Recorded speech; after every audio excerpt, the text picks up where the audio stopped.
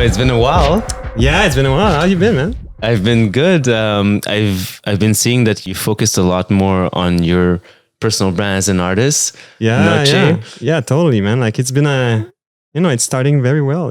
I've been transitioning from working with some artists to working on my own stuff, and I like it. It's the best thing that could happen. How and before we get into the details and everything, I want to ask you a question. Like, what's the meaning of Noche, and how did you come up with that? I mean, it's crazy. I mean, like I was playing like Cuban music for years. Like I played in a small bar in Montreal called L'Escalier with some friends of mine. Bar. Yeah, like really fun bar. But yeah. So we were hosting like some nights. Every Sunday nights was like kind of a Latin night, and we played there. I played bass with my friends there, and I discovered like the Latin community in Montreal there.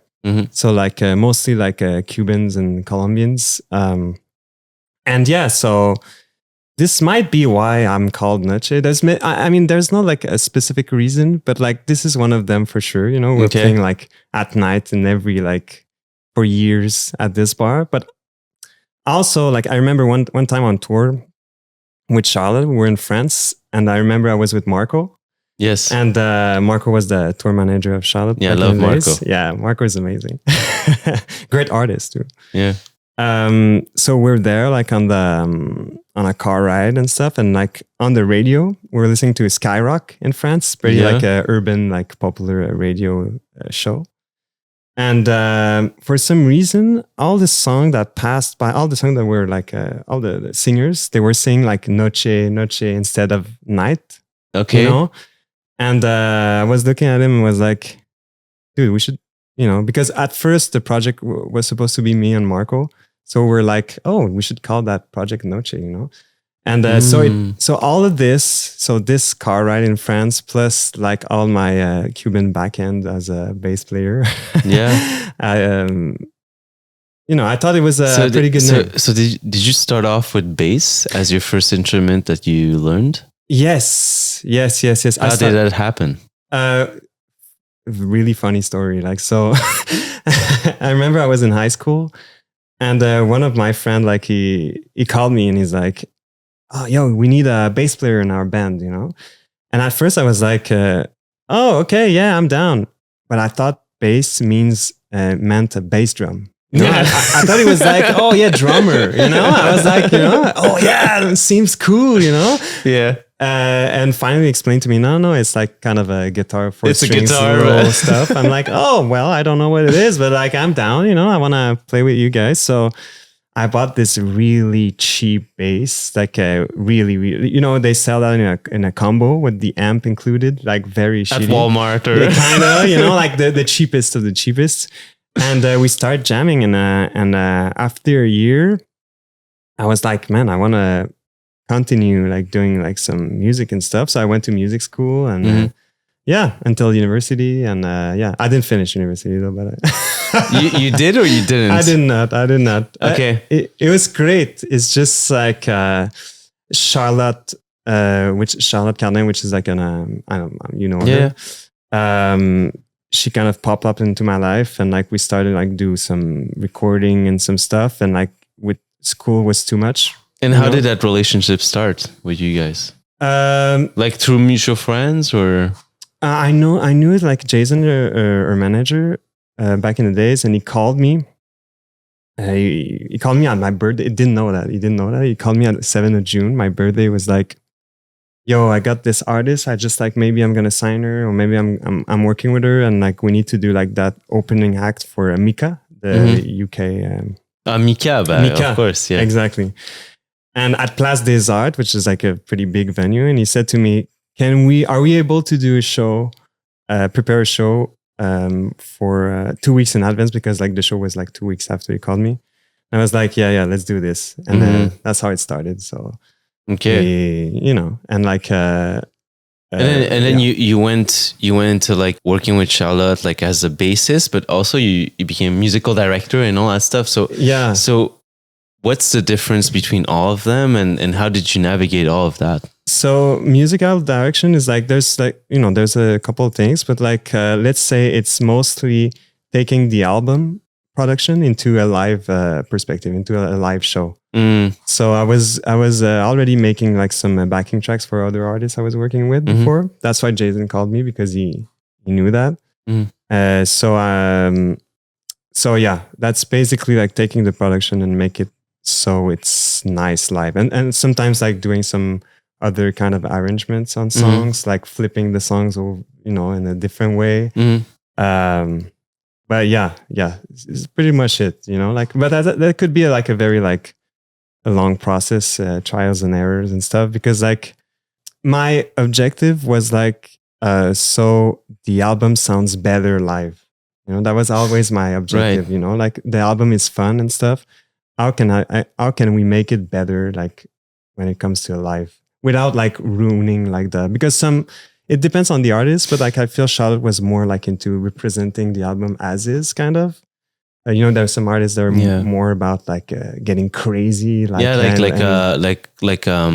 capturing the emotion when it's live and everything. Exactly. Like going really off script from what the studio version is, right? Exactly. There's some like, like I'm sure I never saw Prince live, but I'm sure Prince was completely nuts. But a lot of like rock bands do that. Yeah, exactly. But that's a point that I really want to touch upon, because like I think it's super fascinating. Like when you hear something live, it's completely different from like the studio version. Exactly. Right? And it really depends. Sometimes like it really feels kind of the same, but even if you kind of do the same representation, the same thing, you want it to sound different, That's why it's fun to have a drummer and stuff sometimes. I feel like it gets more like, I don't know, like more of a not intense, but more. I feel like there's more range, because when you have a singer, most of the time, like the octaves are going to be a bit higher, right?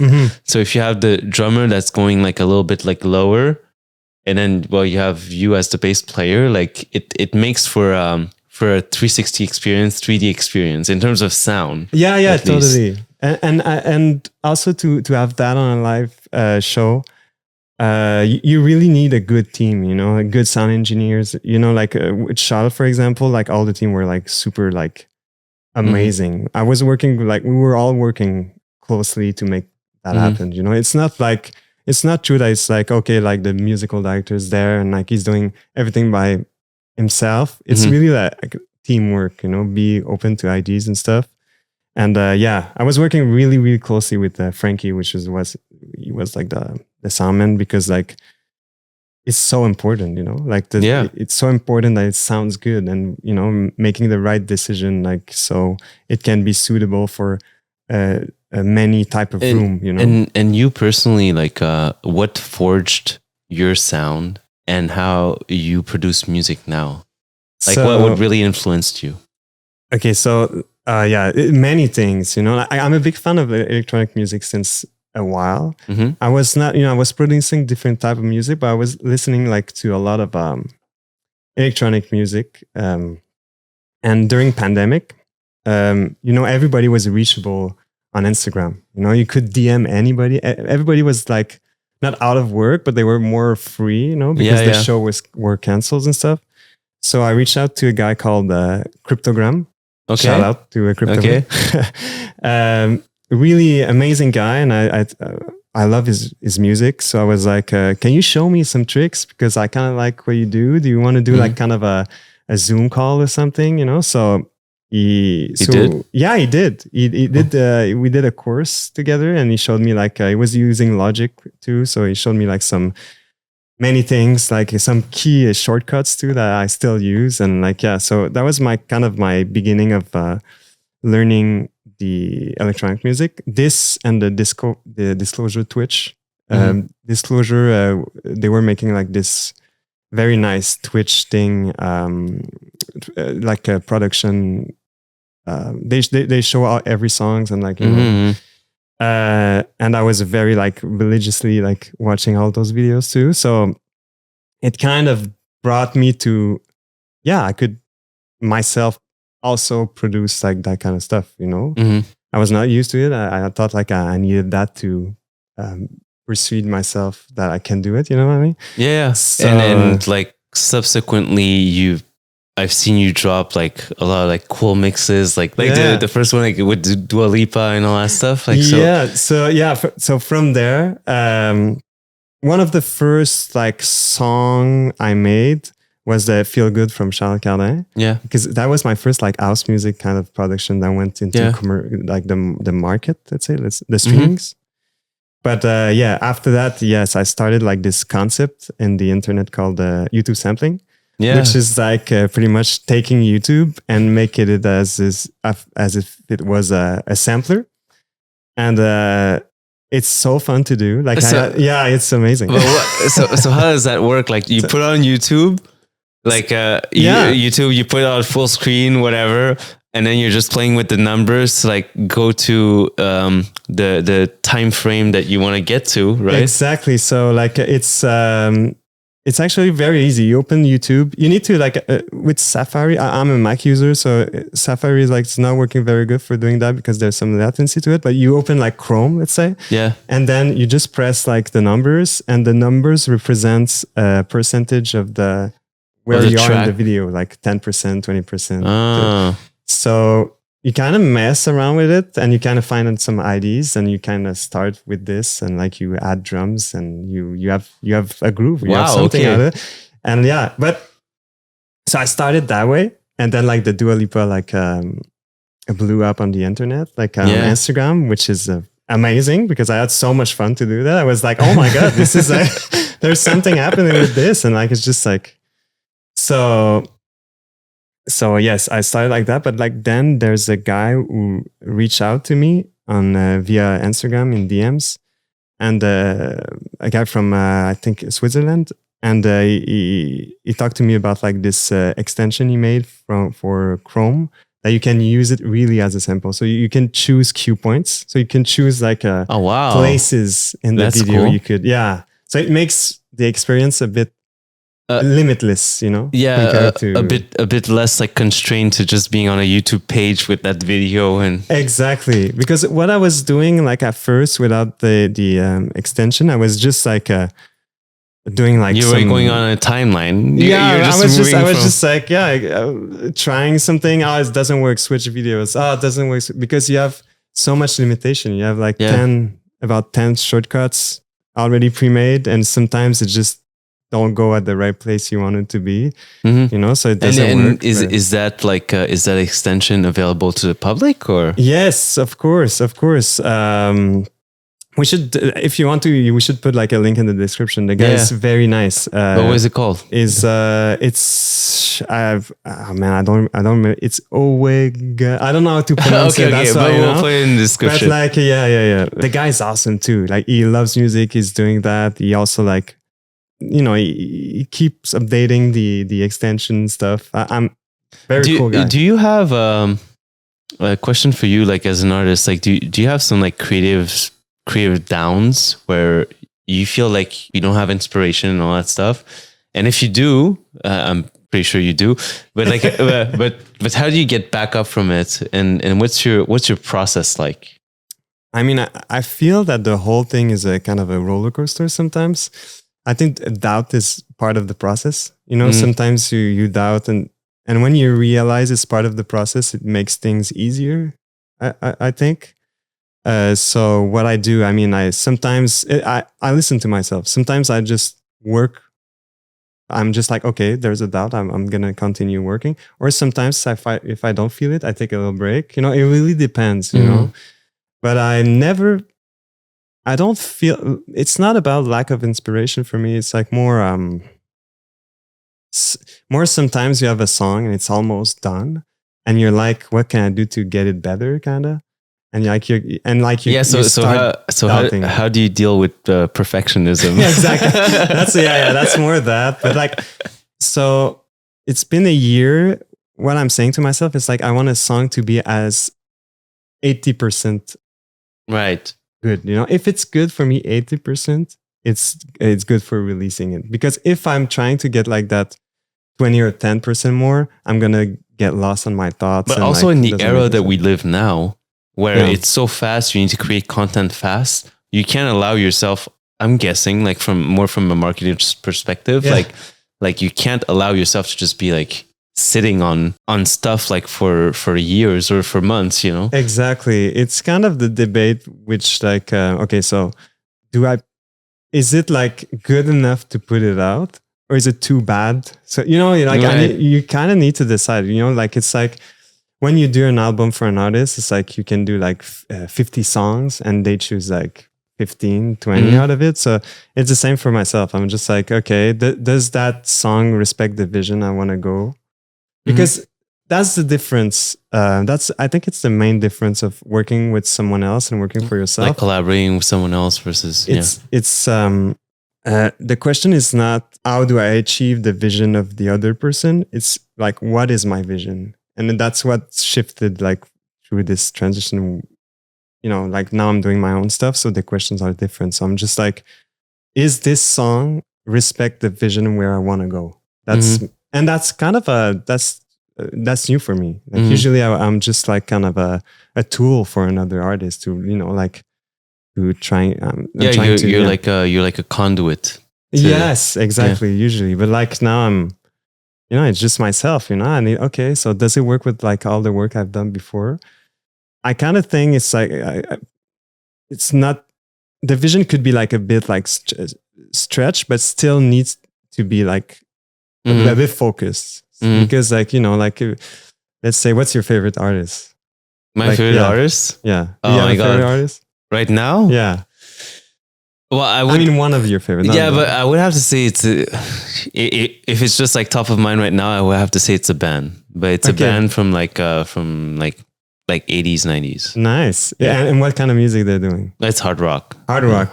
But they're not like actively like producing anymore, but it's Guns N' Roses. Oh, amazing. Okay. So let's say they put out an album right now and it's like a totally different thing. You would be like, oh, well, it's not Guns N' Roses, right? You would be, if you put out like a dubstep album, you would be like, yeah, well, it's not exactly the same thing that I loved about them. Yeah, right? But you know, like a lot of, that's interesting because like there's some artists that really they position themselves in a way where they're always like chameleons. Oh, like, true. That's like for example, like David Bowie.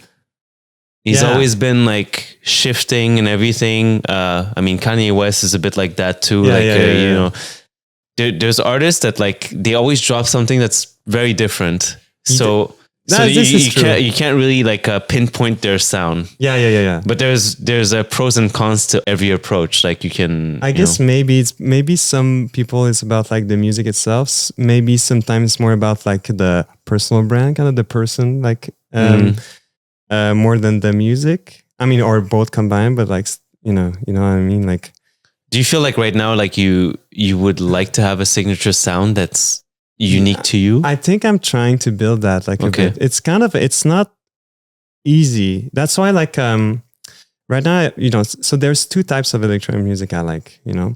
I love French. I mean, there's a lot. There's two. There's like two the French touch back then, like with Daft Punk and. I love the French touch. You know, like Daft Punk, Discovery, amazing album. Like all the songs also from Ed Banger's record, like Justice and all those guys, like Breakbot. You know, I love that music so much. But I also love music from the UK, like I mean UK inspired, like so like Fred Again, like Barry Can Swim. I don't know if he's from the UK, but you know what I mean, like Salute. I love Salute to death. I think best album of 2024, True Magic by Salute. I haven't heard it. Like so good. Okay, I mean, it's amazing, and the guys seem amazing too. Like so.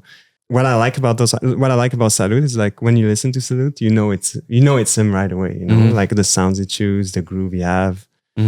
Anyways, so there's those two kinds of music that I like, and I sometimes feel I need maybe to choose a path or not. So that's kind of my personal debate right now. You know, I'm trying to have a clear vision, while I'm liking different styles. So that's why like you can see like the YouTube sampling of Dua Lipa is more French house, Daft Punk oriented. Yeah. And like, let's say the track I'm going to release like Tuesday, it's kind of a Bad Bunny flip, is really more UK inspired, you know? That's my kind of right now. That's where I am. But, I'm kind of trying to be like who I am. Am I all of this? Should I choose one path? Like that's the debate I have. But you've been getting a lot of success like online. I've seen like recently in the past few weeks, like on TikTok, you've gained like over 10K people. This is nuts. This is crazy because I love doing that. So like it's so fun like that the people like showed up. But like I need to also like I need to respect myself and like trying to like so some people are asking for some stuff and I need to like kind of okay, so who am I? Which vision should I choose? Should I just like listen to all the requests and stuff, or should I? Like there's a thing, but like at the end, I think it's clear that I love French house and I love UK music, and we'll see like where it goes. But like maybe it's gonna be a crossover between the two, and I feel that Salute is kind of doing that too. Also, like it's kind of if you watch a DJ set. It's sometimes like they have like bits of French house, old school, like 90s, 2000s stuff. So yeah, we'll see where it goes. But like the album I put out before, like When It All Ends, it's really like more Fred again, like with strings. We worked that with strings from Paris and all the guys. That was amazing.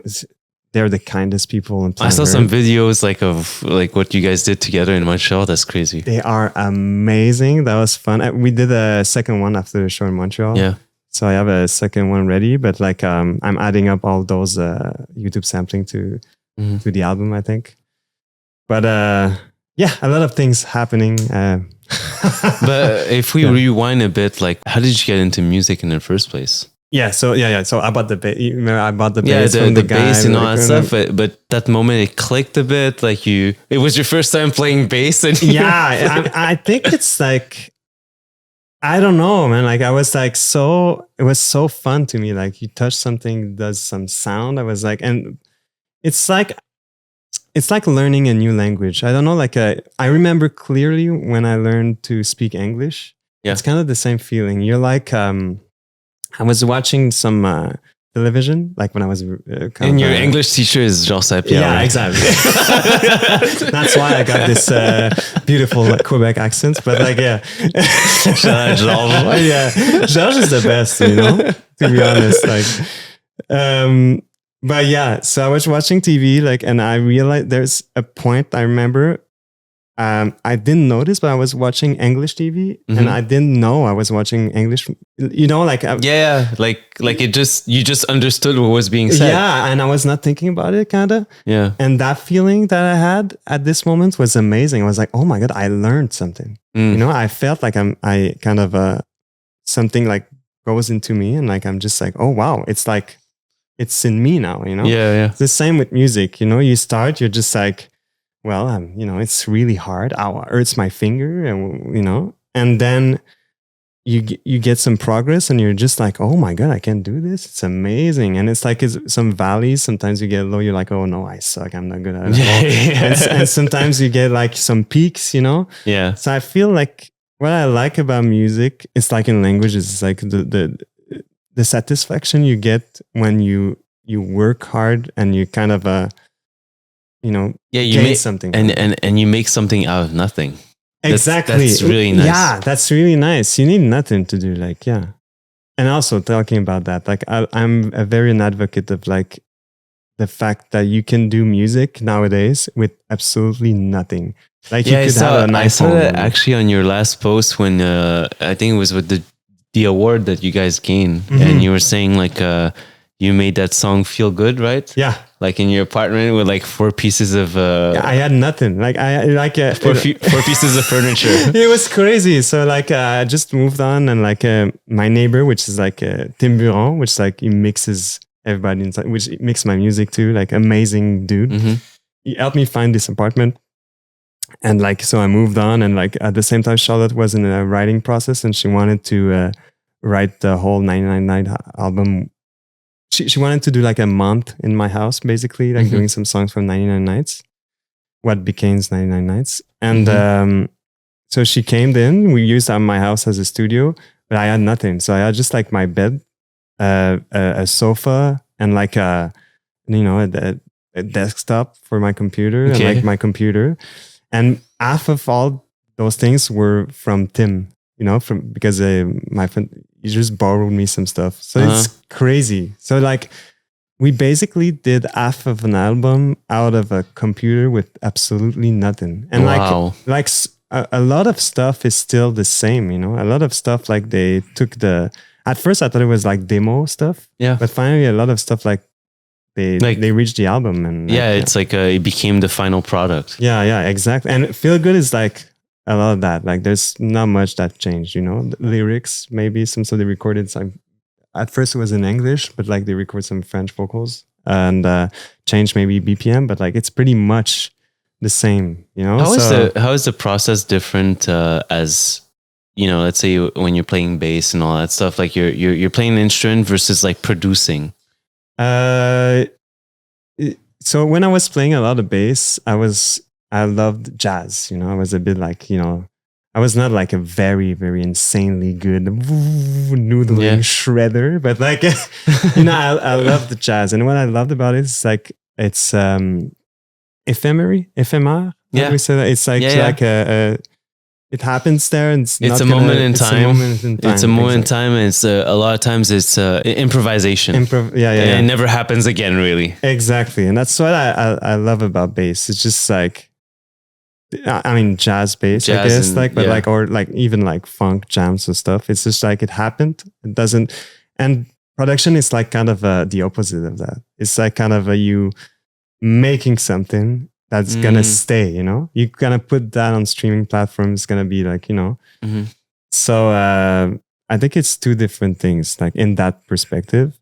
But I love playing bass. To me, playing bass is just like kind of sometimes I forget about it because I produce in front of my computer. But like when I go to a jam where we just jam with some people, I'm just like, oh my God, I love playing bass. Sometimes I forget. But I feel like with producing, that's where like perfectionism really comes in, because you get to have a second hearing of what you played, and a third, and 10 times, 20 times, 100 times. I mean, you can get crazy like if you don't want to, but like when I'm producing, I'm cutting everything up that I don't like, so I can manage to like.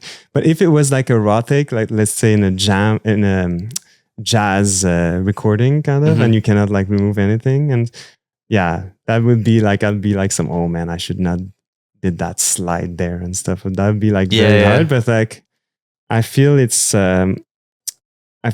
nowadays it's more maybe the vocalist. Yeah, I was gonna ask you a bit more about like touring. Like, how is that like? A lot of times when we wanted to meet up, it didn't happen because you were busy, I was busy, but a lot of times you were on tour. Yes. And how is that like, just like moving from city to city? Like, so it's like a double-edged like sword. Double-edged sword, yeah. So it's really nice because you can travel everywhere. What? So I went to many cities in different countries, like Europe, States. It's very fun. But the thing is that you don't see anything except like the inside of a venue, because like in your hotel room, yeah, pretty much. But like when you're in a tour bus, it's like you see your bunk bed because like you kind of sleep in the bunks. Yeah. So the way it works is like you do the show. Well, first you load in all the gear, then you do show, and then you load out all the gear, and then you travel at night. Mm-hmm. So the driver is driving at night, so you sleep when he's driving, and when you wake up the next morning, you're in a new city. And you wake up and you load in again in another venue. Mm-hmm. So you don't have much free time. That's the problem, let's say, of touring. That's like but it's also really fun because like you can get a vibe from every city and see if you come back one day during vacation or something, but you kind of have your top, let's say your top 10 cities you want to go back or not, But do you have some top cities that you would love to go back to? I mean, the thing about me is that I love like culture, So when let's say Europe, it's hard to me to pinpoint which one I want to come back because I want to come back to every cities. You know, that's the thing. But like, I really love, like it really depends like on the experience you get to, I guess, like, and you have only a few hours. So, but let's say if I was to say like a coup de cœur, like talked about like Switzerland today. Switzerland's a beautiful place. Yeah. Cool. Switzerland is beautiful. Like it's like kind of like Geneva, Zurich. We went to like Zurich is nice. Zurich is more busy. Yeah. We went into the French part, like near like Lausanne.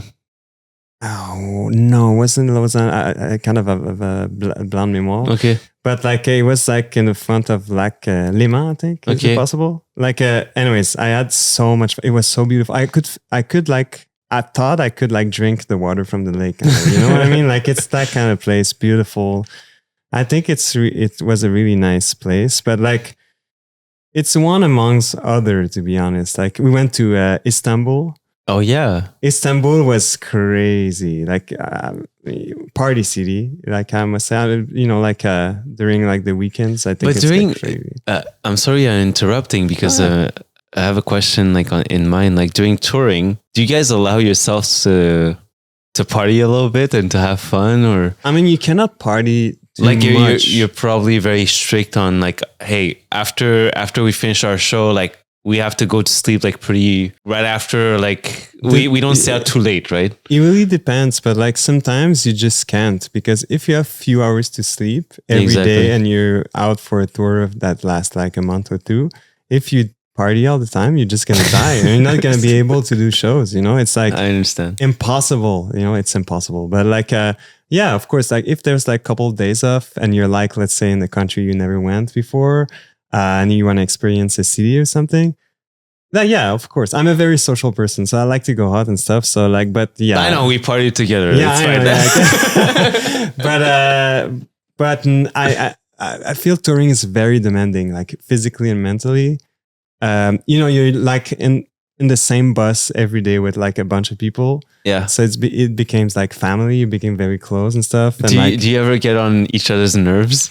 I mean, it can happen for sure, but like and everything can be resolved, like it's like a family, like your brother, if you have a brother or a sister, or like, you just like, sometimes like shit happens, but like, it's fine at the end, there's not there's no grudge or anything. It's like, it's normal, but, yeah, definitely not able to party all the time. Like, it's not like, like there's this big thing about like this big conception about artists that tours and that rock star it's party like, stuff. It's like this life of highlights. Yeah. It's always like, hey, I'm going on a tour, like I'm doing a concert, afterwards I'm partying and I'm sleeping and then I'm doing it all over again. Like, I mean, it's not very practical. It's not very practical. I mean, you could do it, but you would be like in a very bad shape at the end of, we with Charlotte, let's say we toured for like 8 years, every now and then, like every year and stuff. Yeah. I'll be like looking like a 70 years old person if I did that, you know what I mean? That's crazy. But, there's a lot of fun moments to touring, Can you give us one of those moments that you find is very memorable?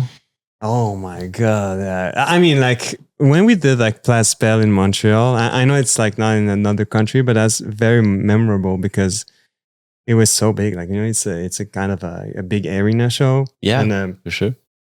And because of that tour, I've how do we say that? I met the Strings from Paris gang. Yeah. Okay. Cool. So I think that small leg of like Place Belle and then like Macy Hall in Toronto was a very, very nice one for me because I don't know. I hang out with them. They were so nice. They basically kind of changed my life, changed my perspectives on things. In what way? I think like, like I was kind of lost on why I was doing music, when you kind of work towards the vision of somebody else, sometimes I guess you could lose yourself. And I kind of have, lost perspective on what I wanted and stuff. And that's kind of why like Noche was born, and I'm very more serious about it. Is because like because of them. Because like after the Macy Hall show on the Charlotte tour, I stayed for 9 days with the string gang that I just met, and I slept in the parent basement of Brandon. Mm-hmm. And he organized me like a whole Noche camp, and we did When It All Ends there, you know. And it's kind of the start of my new kind of my new path, and it's amazing. Those guys are fantastic, and I think it's like the most memorable memory I have. It's because of them. On stage was amazing too. I was having so much fun looking at them, you know, having fun. Do you ever, because you played on stage with crowds that are very diverse in numbers and everything. Like, how are the nerves kicking in? Like, before you go into stage, like, do you have a specific routine that you do to put yourself in the mood? Yeah. Do you feel stressed? Like, but I mean, at first I was nervous, like when I began and stuff. But now I feel it's the fun part. The show is the best part. To me, it's the best part. That's amazing. Like when I'm like either when I'm playing with an artist or like I'm DJing or like doing my own show, I'm just so happy to be there all the time. You know, like I just jump everywhere. I'm just having fun. I mean, like I think that's. So you had emptiness, like you were jumping like crazy. Yeah, you know now. Yeah. But so yeah. So you cannot imagine in my show now. I'm jumping like. Yeah. It's good. I'm so happy because like doing your stuff too makes it even like more. Mm-hmm. But yeah. So I think the stress. Sometimes a bit nervous depending on the situation, but like. It's a good nervousness. It's just like I'm excited more than nervous, and I need to calm down because I how has the show that you did recently with personal brands and artists like Noche, how does that differ from the shows that you did with Charlotte, where you're more like there as bassist and everything? How is it to have the spotlight on you? So yeah, it's very different, you know. Yeah. But the fun part is like you construct the whole thing, you know. So like on my own show, I was working with the same person that did the lighting and the light design for Charlotte. So we both together make my own show. But the fun thing is like, it's all about doing my own vision of things. Mm-hmm. So my own, world. Mm-hmm. So it makes it like so exciting. You're just like, okay, let's do this. And we were talking, me and Ken, we're like, okay, what can we do to make like something like kind of a stunt, a bit bigger. So let's say in Montreal, the show I did like in March, we built a stage in front of the other stage, and we did like some, Kev is a machine, like he's very crazy, So he was like custom building like a lot of stuff. You're pretty much building your own world, and you're having fun with inside the own world that you built. So like that's the main difference, So yeah, so the excitement is like even higher, and I was just like, as soon as I entered the stage for my own thing, I was like, very difficult. It was difficult to concentrate because I was too happy, kind of. I was too like, you're too hyped. I was too hyped. I was like, building on that, I feel like there's so much things happening with Noche for your brand as an artist right now. Like, how do you navigate all of that, and especially with all the positive feedback you've gotten from social media? You've gotten like a lot of videos that went viral and everything. How do you deal with that? Do you follow do you follow the crowd and what they like? Do you look at the metrics and you're like, hey, this is what they like? Look at the views, shares, or whatnot? Or do you say, hey, this is what I'm going to do, and me as an artist, like I'll always have the hand on the steering wheel, It's kind of both, let's say. So what I put on social media is stuff that I like already. So it's not like I'm not doing like things that I don't like, So I don't have a lot of confrontation towards metric because it's always something I like, But still, let's say like if I had to release like 2 different songs, and like the metric is telling me that one song is requested more than another, I would choose that song over the other. That's the thing. So like it doesn't dictate everything, but like there's a part where like I think I should listen to the people that follow me on my adventure. I want them to be part of the thing because they really are. Because alone, doing some shows alone in my room, it doesn't, I need the people to kind of be part of the adventure with me, you know. That's why I created the Discord too, because I would love to create kind of a community and share the things I know. And I want to hear what they have to say, the thoughts and stuff. But at the end, of course, I'm building my vision and I'm going to go towards something. But like, you know, I don't see the metric as a threat, but more as something I could, you know, like... it's data and feedback. It's data and feedback. And and I will always go on things I think I like. I would never go... Even if the metrics say you should do like that kind of stuff and I don't like that kind of stuff, I would never do it. How important is it for you to have time alone, just by yourself? Yeah, well, I should have more. No, man.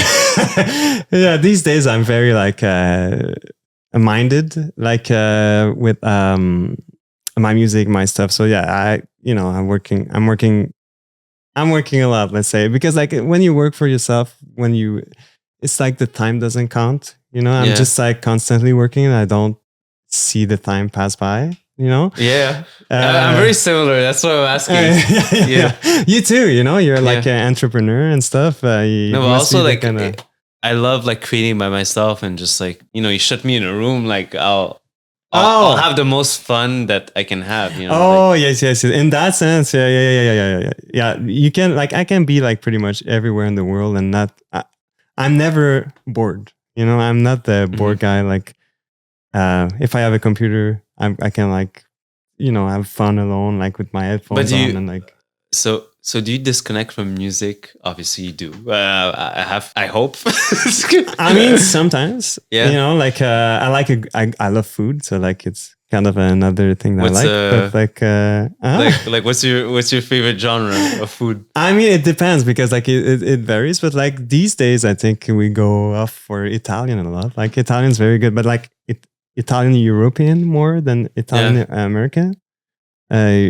More simple, like but I love Mediterranean food too. I love Asian food too. I do love I mean I love food in general, I guess.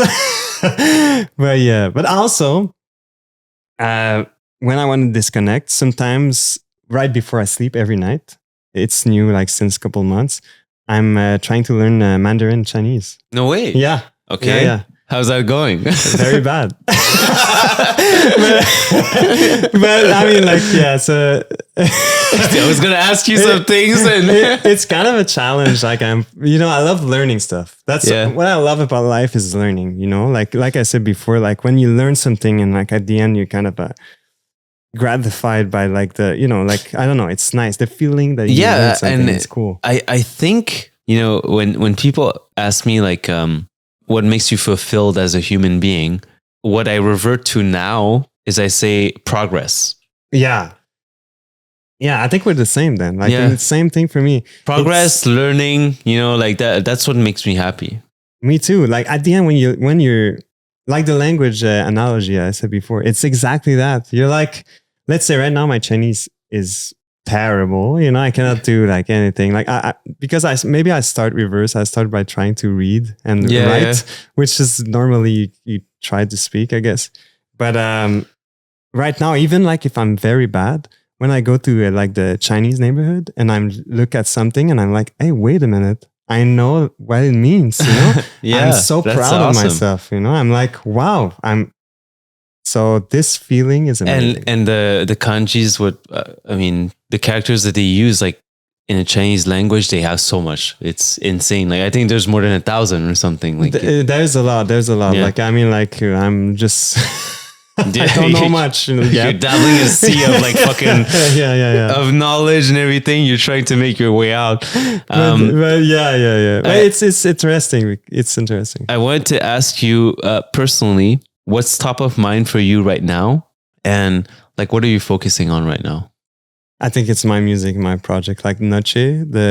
I want to make more music, making the best music that I can. So as the audience was requesting, you dropped the Tate one, but like you're gonna drop the bunny flip one. I know. That's crazy because what happened is like, so So, you know, I had a couple of following, but like I was mostly on Instagram more than TikTok because, you know, like Instagram was working. So I was kind of satisfied by, you know, the feedback, you know, it's really motivating. You want that dopamine kick. Yeah, exactly. When you look at your video, you want to be like, okay, at least I got some nice views. You know? Yeah. At least I got something, and like kind of, you know, like it's fun to have like a positive feedback from the numbers.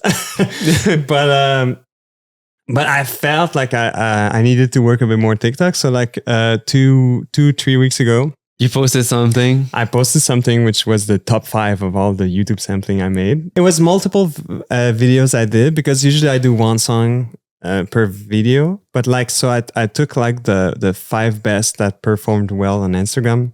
And you made a compilation of that? Exactly. I made like a top 5. Wow, that's cool. According to the numbers, you know, of like views and likes. And then I posted on TikTok. It went crazy? Crazy. Like, I think I have 1.5 million views now and like thousands of likes. And like people now, because before that on Instagram and stuff, they were asking for, they wanted me to do the full version of the Bad Bunny flip. Yeah. So I was like making it and like, because what I do is like, I do like those short videos, but like, it's not a complete songs. It's just like kind of a little drop or something, you know? Because if I made like the whole songs for all the songs, it would take me forever, kind of, you know. And the best one, the best performed one was like the Dua Lipa first. Like the Dua Lipa was the first one that blew up. Hello, which like which Electric was like, Lights Orchestra, yeah, exactly. Your Love, which was like a chic, a chic. I want your love. Flip, I love that one. And Tate McRae Flip Sports Car and the Bad Bunny El Club. So you made a compilation of that. You posted it on TikTok, and they all wanted crazy. They all wanted the Tate Flip after that, and I was like, dude, I just like finished the Bad Bunny one, you know. And usually what I do is like I'm trying to transform the song entirely. So like it put some vocals and stuff. So I make a song of my own out of it. I don't want to just like, you know, like do a looping the sample that I was doing on the internet. I just put it out. I want to make an artistic thing out of it, you know, appropriate the thing. I'm redoing all the samples too. So like, it's like kind of really mine. But so after that they were asking for they're like asking for the tape flip, and I'm putting out like the Bad Bunny like this Tuesday. Wow. And it's crazy because like I feel TikTok people are more like reactive than Instagram. So like it's really funny. It just goes to say like, and I'm gonna repeat it for my audience. Like I'm just like I've been hammering this down to like people. You're one video away from insanity. But that's really what it is. Yeah, like, I think so. And even that, like, with that video, like you said, what, like you got like 10,000 followers, 10,000 out of one video, like crazy, blew up like crazy, and like, and they asking for the opposite of what like the other people were asking. So like it totally shift all the reality for me, and but it's so nice, man. I mean, they're asking for a song I made. It's amazing. Yeah. You know, like. The feeling is great. So Do you sing? I'm working. I don't sing. I'm really bad at singing. But I bought the Daft Punk machine they use in Discovery. Like you know, like it's. Okay, yeah. So maybe one day I could sing. So you'll just like do like 2-3 little words that just like. I could definitely use that machine to. To I can see you using auto-tune like Lil Wayne. yeah. Travis Scott, you know. It's lit. But I actually used the machine. I bought it for the show I did in Montreal because I was doing like kind of a Daft Punk medley. But so that machine, is it it's not a branded machine to them, right? Like it's a machine that from another brand that they use, right? Yeah. No. It's not like the Daft Punk original, Daft Punk like edition. Edition. It's like it's an old machine. I think it was made in Canada actually. That machine. It's I don't remember the name. I feel like they would make so much money if they actually co-sign like a product that's branded in their image. I think they would make but it's an old vintage machine, so that they don't do it anymore. Yeah, really fun. We'll see, but I don't think I'm gonna sing. Like, to be honest, I know so many good singers, and I think I'm just, sometimes what's your like, how do we say, force? Your strengths and it's not my strength at all. Like I remember even in school, like doing like the solfège. I don't know. I don't know what's the name. But you played the flute, right? Yeah. We all played the flute. You played the flute very well. You played the flute too. I was faking it. Like doing concerts. Yeah. Oh my god. Yeah. Oh my. It's so crazy. Are we still learning the flutes like at school? Is it still a thing? If anyone's watching this and can like confirm for us, but I'm pretty sure that's still the case. It's still the flute and this fucking xylophone. It's great. Is it everywhere? Is it just in Canada or Quebec? I don't know. I can only vouch for like Canada and Quebec, but it's crazy. It was very depressing for me. Yeah, I feel like when you're very young, you're like, and you see like all those guitar players and stuff, you don't want to, But I know a guy that plays so good the flute, man. He's gonna change your mind. He's gonna change your mind. He's a flute guy. Yeah. He's amazing. Flute is it's amazing because it's portable. But like, when you're a kid, it's like. But even other than the flute, I would have even preferred a fucking harmonica. Yeah, that'd be nice. That'd be fucking badass. Like, that'd be nice. If I learned to play the harmonica as a kid, I'd be like, okay, my life is good. I can die now. It's crazy. And harmonica, you can go far. I don't know if you know, like Howard Levy. Like yeah. He was like opening his harmonica and changed like the metal pieces to get some. I think they call that overblow. Yeah. I think so, yeah. Amazing. This is amazing. Do you know Bad News Brown? No, I don't know. He's a Montreal artist that like, I think it was like from 5 years or plus ago, but he was like a rapper, Montreal artist, but he played the harmonica. I'll make you listen to some songs. Like, it's fucking good. That's so cool. Like that's like such rap a clever, with harmonica. Yeah. It's crazy. I'm down for that. I'm totally down to listen to it. So in the next like week or so or next month, like what can people expect from you? So I have multiple things to do. First, I will release like the Bad Bunny flip like on really soon, and then like I'm gonna work out the Tate McRae flip. TikTok is waiting. TikTok is waiting. Like they ask for it, and like it's so funny, man. They're like, the hype is down. You should release it. Like they're very like they want it now. So I'm gonna try to deliver that as Amazon Prime, bro. Yeah. Amazon Prime, exactly. Like it's right now, like exactly. And also I don't want to be the Tim Yu of music and put stuff out too quickly. I want to perfect it and stuff, but I give them like a snippet of the song on Discord. So because I opened the Discord now, so we'll put the link in the description. I will totally like I'm responding to every answers, and like I'm trying to build a community of like people that like music in general, and some people that like music producing and YouTube sampling and stuff. I think I'm gonna put out like some tutorial also like on how I'm doing it and stuff, because I've been asking for it. Like all the. But yeah, so and I have new songs coming up too, because I went to Toronto like doing the second part of When It All Ends, which is very nice. Like it was amazing session at the camp with like Brandon and the guys and like Quinn and like like that was a really fun week we spent, and I have a lot of songs to work. But mostly making new songs. And doing some shows too. I have shows at FEC, Festival d'été de Québec, coming up. It's gonna be fun too. So like and hopefully maybe like if some people want me to play somewhere, I would love to begin touring. All right, I have one final question for you. I want you to finish this sentence for me.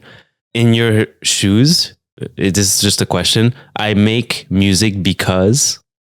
Man, it's easy. I make music because I love it. It's as simple as that. It's like it's fulfill me. Like it's kind of I think it's like I love it because I feel like it's like very like meditative sometimes when I'm alone. I'm doing it, and I don't know. I love making music so much, man. Like it's like it's the simplest answer, but like it's the truth, man. It's just so nice to do.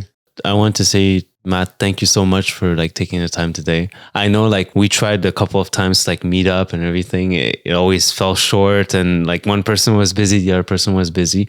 But I'm so glad that you passed by today. It's amazing. I'm glad to be here anytime, man, Martin and stuff. And I'm excited for the new stuff that you're going to put out. So everyone that's watching and listening right now, like go follow his page, like Noche by Noche, right, on Instagram. Yeah. And all the links like to whatever you're putting out, like on Spotify, and also the Discord channel. But yep. I'm a huge fan of what you're doing. Dude, thank you so much. Thank you. Thank you for inviting me. That's really nice. That's the first podcast I ever did in my life. So like, thank you. I'm honored and I'm blessed. Thank you, bro. Thank you, man.